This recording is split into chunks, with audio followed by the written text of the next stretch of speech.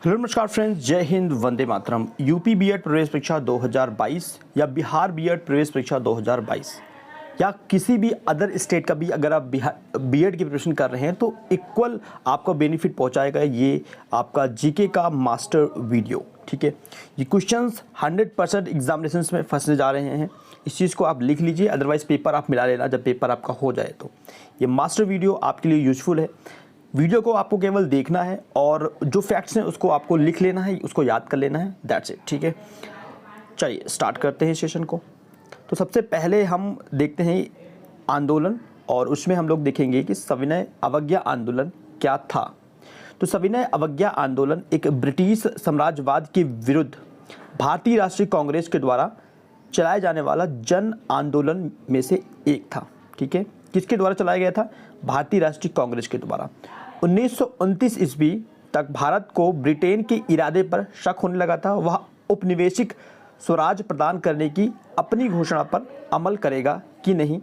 भारतीय राष्ट्रीय कांग्रेस ने लाहौर अधिवेशन कब हुआ था? 1929, पूछ सकता है आपसे, घोषणा कर दिया। और उनका लक्ष्य क्या था? भारत के लिए पूर्ण स्वाधीनता प्रदान करना। ठीक है, आज़ादी हमें चाहिए थी। 6 अप्रैल 1930 ईस्वी को प्रातःकाल के बाद महात्मा गांधी जी ने समुद्र तट पर नमक बनाकर नमक कानून को भंग किया और यहीं से सविनय अवज्ञा आंदोलन की शुरुआत हुआ था। ठीक है, तो ये फैक्ट्स भी आपको याद रखना है। 6 अप्रैल 1930। ठीक है, नेक्स्ट बात करते हैं भारत छोड़ो आंदोलन 1942। पूछा है एग्जामिनेशंस में कई बार। देखो, 1942 ईस्वी में गांधी जी के नेतृत्व में शुरू हुआ यह आंदोलन। यह आंदोलन बहुत ही सोची समझी राजनीति का हिस्सा था। इसमें पूरा देश शामिल था। 9 अगस्त 1942 को महात्मा गांधी के आह्वान पर पूरे देश ने एक साथ शुरू किया और भारतीय स्वतंत्रता संग्राम में निर्णायक भूमिका निभाने वाले भारत छोड़ो आंदोलन ने अंग्रेजी हुकूमत को, उनकी जो नींव थी उसको पूरी तरह से हिलाकर रख दिया था। ये क्वेश्चन भी बनेगा, भारत छोड़ो आंदोलन 1942। दिन बात करते हैं पूर्ण स्वराज की मांग।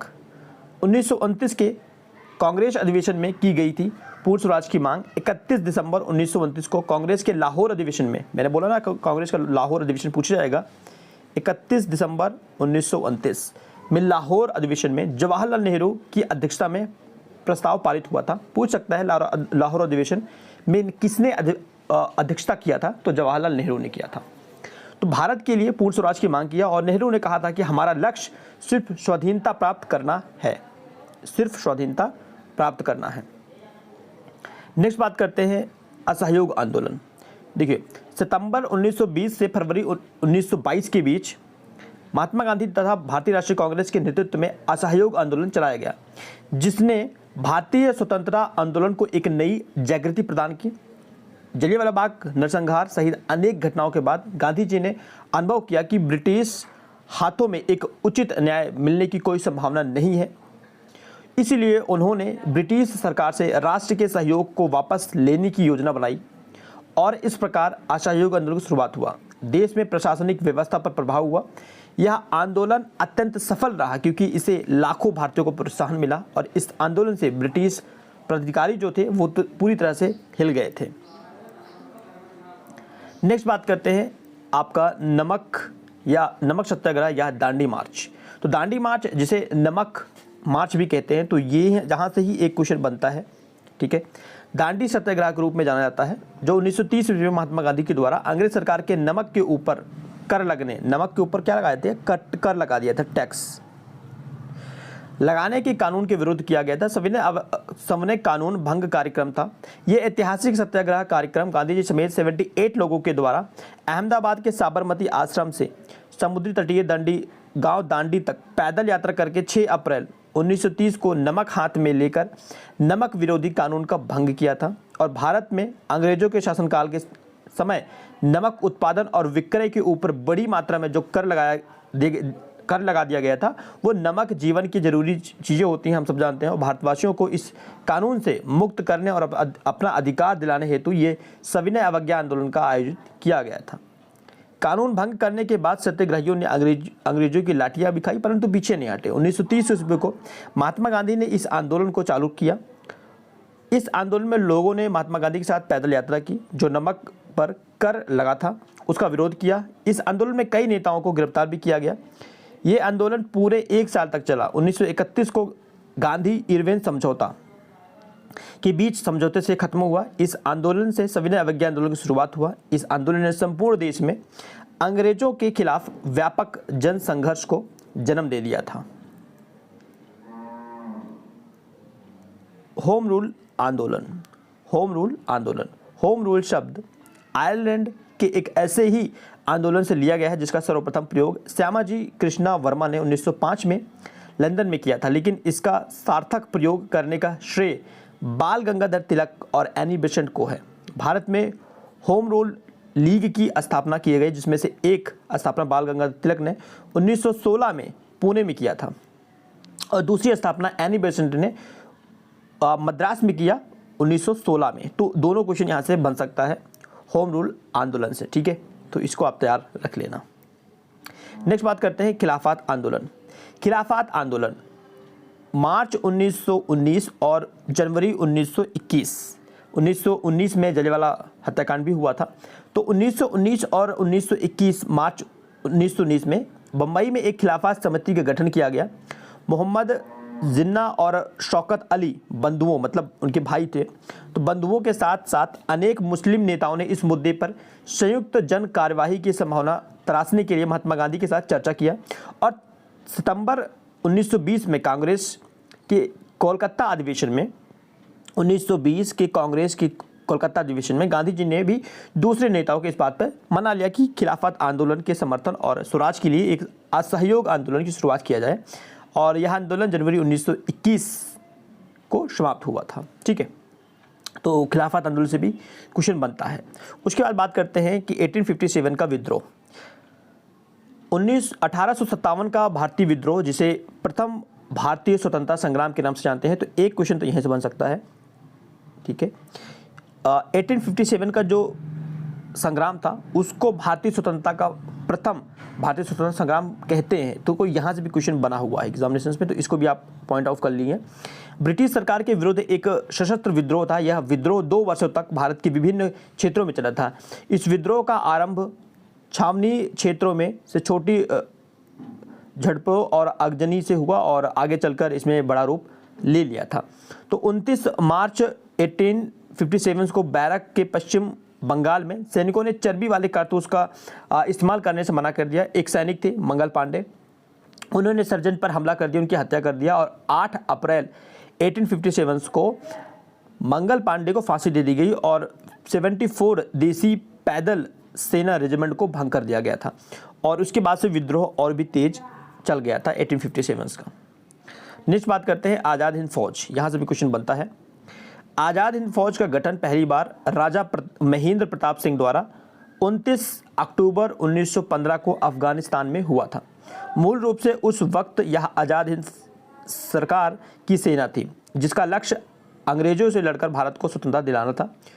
द्वितीय सेकेंड वर्ल्ड वॉर के दौरान 1942 ईस्वी में जापान के सहयोग से टोक्यो में रासबिहारी बोस ने भारत को अंग्रेजों के कब्जे से स्वतंत्र कराने के लिए आज़ाद हिंद फौज या इंडियन नेशनल आर्मी नामक सशस्त्र सेना का संगठन किया और इसमें 40,000 भारतीय स्त्री पुरुषों की प्रशिक्षा सेना का शुरुआत किया गया। इस सेना के संगठन में कैप्टन मोहन सिंह रासबिहारी बोस, निरंजन सिंह गिल ने महत्वपूर्ण भूमिका निभाया था और इसमें हम लोग सुभाष चंद्र बोस को नहीं बोल सकते हैं, ठीक है, तो वो भी शामिल थे।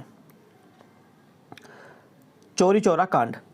चौरी चौरा कांड उत्तर प्रदेश के गोरखपुर का एक कस्बा था, वहाँ पर हुआ था। क्वेश्चन बनता है कि चौरी चौरा कांड उत्तर प्रदेश के किस जिले में हुआ था, ये भी पूछ सकता है, तो गोरखपुर आपको याद रखना है। नेक्स्ट बात करते हैं कि 5 फरवरी 1922 को भारतीयों ने ब्रिटिश सरकार की एक पुलिस चौकी को आग लगा दी, जिससे उसमें छुपे हुए 22 जो जवान थे वो जिंदा जल गए। इस घटना को चौरी चौरा कांड के नाम से जाना जाता है। इसके परिणाम स्वरूप गांधी जी ने कहा कि हिंसा होने के कारण असहयोग आंदोलन उपयुक्त नहीं रह गया है और उसे वापस लिया गया।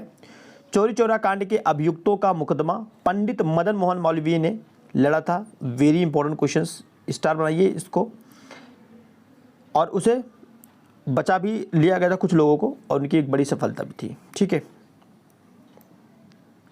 नेक्स्ट बात करते हैं जलियांवाला कांड। इंपॉर्टेंट है। जलियांवाला जो कांड हुआ था पंजाब के अमृतसर में हुआ था, तो ये भी क्वेश्चन एक बनता है। स्वर्ण मंदिर के पास एक छोटा सा बगीचा है, वहाँ पर हुआ था, जहाँ 13 अप्रैल 1919 को brigadier general Reginald Edward Dyer के नेतृत्व में अंग्रेजी फौज ने गोलियां चला के निहत्थे शांत बूढ़े बच्चों और महिलाओं पर सैकड़ों बार उन्होंने गोलियां चलाई और उनकी हत्या कर दी गई। तो एक निर्मम हत्या था, तो यहाँ से भी क्वेश्चन बनता है। ठीक है, एक तो पूछ लेगा कि आपका पंजाब का कौन सा शहर था, और डेट पूछ लेता है, और किसके कहने पर चलवाया गया था, तो जनरल डायर।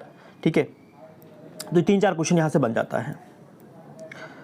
नेक्स्ट बात करते हैं बंग भंग आंदोलन 1905, या इसको ही हम लोग बंगाल का विभाजन भी बोलते हैं।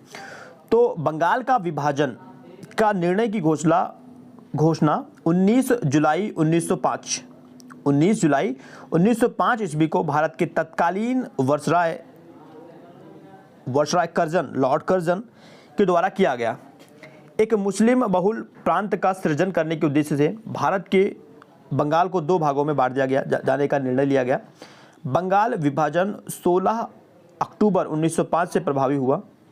इतिहास में इसे बंग भंग के नाम से जानता है, तो यहाँ से भी एक क्वेश्चन बन सकता है कि बंगाल का विभाजन का दूसरा नाम क्या है, तो बंग भंग आंदोलन ये भी है।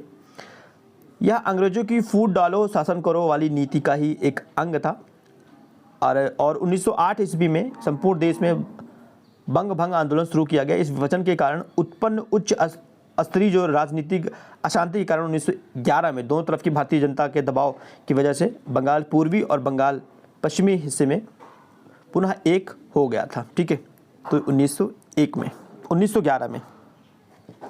ठीक है, नेक्स्ट है आपका चिपको आंदोलन, जो कि 1970 में हुआ था। चिपको आंदोलन एक पर्यावरण संरक्षण का आंदोलन है। यह भारत के उत्तराखंड राज्य, तब उत्तर प्रदेश का भाग था, किसानों ने वृक्षों की कटाई का विरोध करने के लिए किया था। ये राज्य के वन विभाग ठेकेदारों द्वारा वनों की कटाई का विरोध कर रहे थे और उन पर अपना परंपरागत अधिकार जता रहे थे। तो ऐसे ये आप इमेज देख रहे हैं कि महिलाएं थीं और महिलाओं ने चारों तरफ पेड़ों को पकड़ रखा था।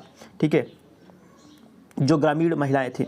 यह आंदोलन तत्कालीन उत्तर प्रदेश के चमोली जिला में 1970 में प्रारंभ हुआ था। इस दशक के अंदर यह पूरे उत्तराखंड क्षेत्र में फैल गया था। चिपको आंदोलन की एक मुख्य बात थी कि इसमें स्त्रियों ने भारी संख्या में भाग लिया था। इस आंदोलन की शुरुआत 1970 में भारत के प्रसिद्ध पर्यावरित सुंदरलाल बहुगुणा